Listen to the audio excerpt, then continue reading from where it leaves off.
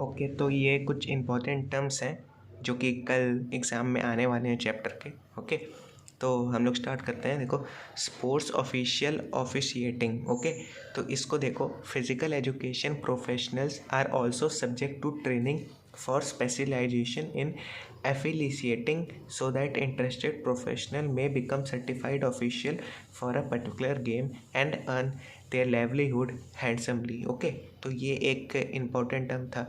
अब second term हम लोग डिस्कस कर लेते हैं। देखो, पूछ सकता है कि success of event depends on, ठीक, तो किस पे डिपेंड करता है? Efficient coordination of all activities. Okay, ये इस पे करता है, ठीक। तो बाकी ये सब तो तुम लोग कर लोगे, मैं बस इंपॉर्टेंट बता रहा हूँ। ओके, तो अब सेकंड पेज पे मूव करते हैं। ओके, तो अब बस सेकंड पेज पे हम लोग आ गए हैं, तो अब ये पढ़ लेना, ठीक। स्पोर्ट्स मेडिसिन, ठीक, तो adequate medical care is necessity in the prevention and control of athletic injuries. Okay, sports physicians, orthopaedists, chiropractors, sports and fitness nutritionists and physiologists play their role in this area. Sports physicians are personal trained for prevention, recognition, diagnosis. Okay, तो they must personally examine and evaluate. Okay, तो देखो, main हम लोग की line और या फिर heading यहाँ से स्टार्ट होती है।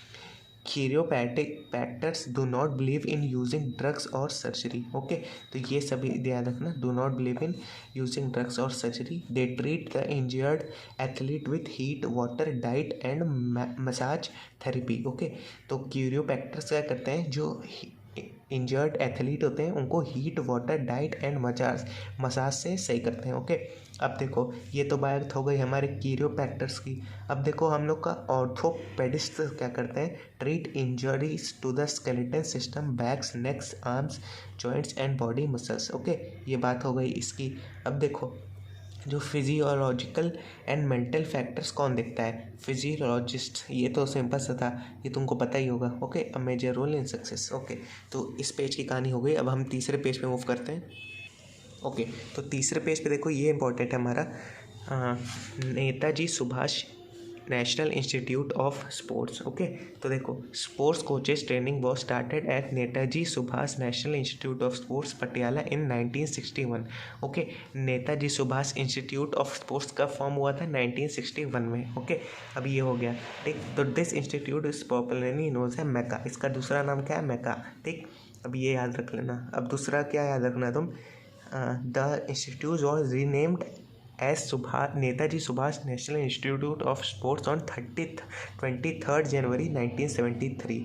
ओके, कब? 23 जनवरी 1973। फॉर्म कब हुआ था? 1961 में। ओके, अब ये हो गया। अब ये पढ़ लेना, the national institute of technology Patiala establish in branch at Shri Kanteerava stadium Bangalore. Okay, at in 1974, ठीक, ये याद रख लेना। अब देखो, Netaji Subhash national institute of sports Kolkata started in year 1982। Okay, जब बेंगलोर में खुला था तो 1974। फॉर्म कब हुआ था? 1961। कब उसका नाम नेताजी ये रखा गया था? 1973। ओके, तो ये कर लेना तुम। ओके, तो देखो, 1982 ईडन गार्डन कोलकाता, 1982 में ईडन गार्डन कोलकाता में खुला था। Okay, the new complex is lead city was inaugurated on 23 January 1983 salt lake city में। पहले कब था? पहले कहाँ था? ये पहले था हमारे पास ईडन गार्डन्स में, अब कहाँ हो गया? Salt lake city. ओके, तो ये हो गया, ये पढ़ के जाना। By then president of India his excellency ज्ञान, उस समय प्रेसिडेंट कौन थे? ज्ञानी जेल सिंह थे। ओके, तो ये पढ़ लेना। Netaji Subhash eastern centre in 1987। After amalgamation of SNIPES with the Sports Authority of India, it was renamed as Netaji Subhash eastern centre in 1987। Okay, ये पढ़ लेना, ठीक। अब ये इस पेज की कहानी बात हो गई। अब हम लोग फोर्थ पेज पे मूव करते हैं। ओके, तो फोर्थ पेज पे देखो, कुछ मेन ऑब्जेक्टिव्स हैं एंड फंक्शंस, ये तुम याद कर लेना, ठीक। तो ये कुछ फंक्शंस है, ये तुम याद कर लेना, ठीक। एक बार ये रीड मार लेना। ओके, तो ये हो गया। अब हम फिफ्थ पेज पे मूव करते हैं। ओके तो अब हम लोग क्या बात करते हैं स्पोर्ट्स फैसिलिटीज़ के बारे में। ओके तो sports facilities basically Netaji Subhash Chandra institute of sports boost of providing world class facilities. Okay तो बेसिकली तुम्हारे पास ये इंपॉर्टेंट है, there is a swimming pool complex 2, the institute has provided 3 indoor halls okay for wrestling.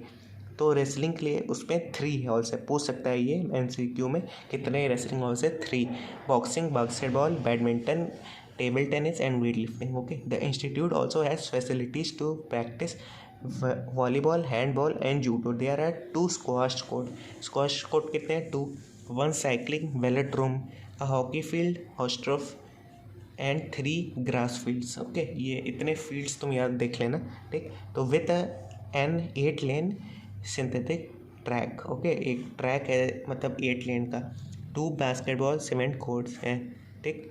और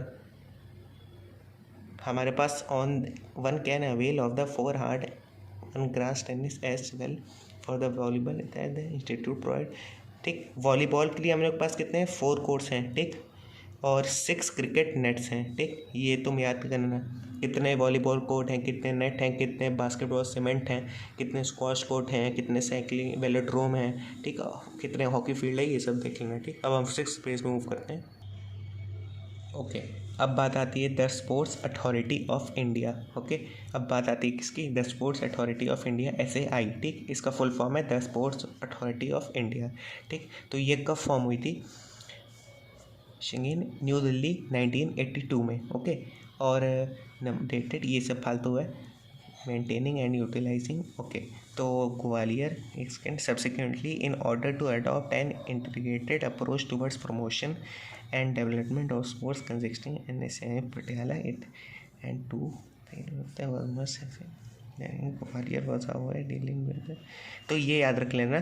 तो ग्वालियर में LNCPE centre था, वो कब डीलिंक हुआ फ्रॉम SAI से 1995 में, ओके, ठीक। तो किस लिए हुआ, on attaining the status of a deemed university, ठीक। तो ये याद रख लेना, ठीक। अब हम लोग 7th पेज पे मूव करते हैं।